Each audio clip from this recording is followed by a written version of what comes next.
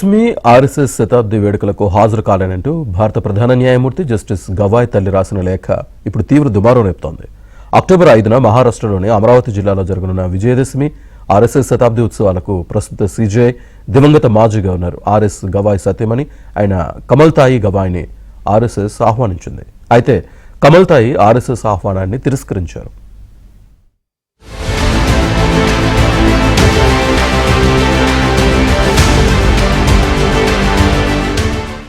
October 2న Vijayadashami సందర్భంగా నాగ్పూర్ ప్రధాన కార్యాలయంలో RSS chief Mohan Bhagwat ప్రసంగంతో RSS శతాబ్ది వేడుకలు ప్రారంభం కానున్నాయి.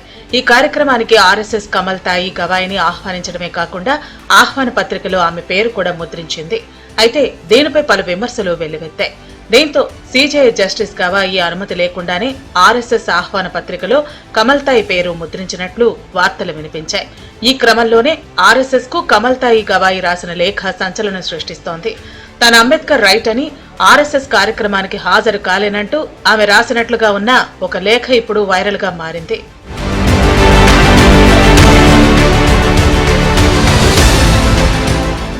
తాను అంబేద్కర్ రైట్ భావజాలంతో లోతుగా పాతుకుపోయానని, భారత రాజ్యాంగానికి కట్టుబడి ఉన్నానని కమల్తాయి ఆర్ఎస్ఎస్ కు రాసిన లేఖలో తెలిపారు.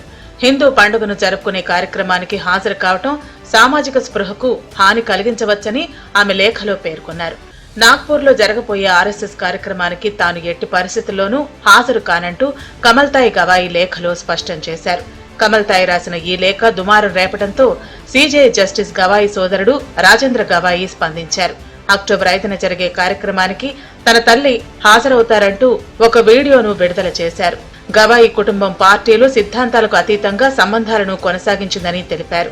వ్యక్తిగత సంబంధాలు, రాజకీయ సంబంధాలు రెండు వేర్వేరు విషయాలన్నారు. ఆర్ఎస్ఎస్ కార్యక్రమానికి హాజరు కావటం అంటే అంబేద్కర్ సిద్ధాంతాలను వదిలివేయటం కాదని స్పష్టం చేశారు.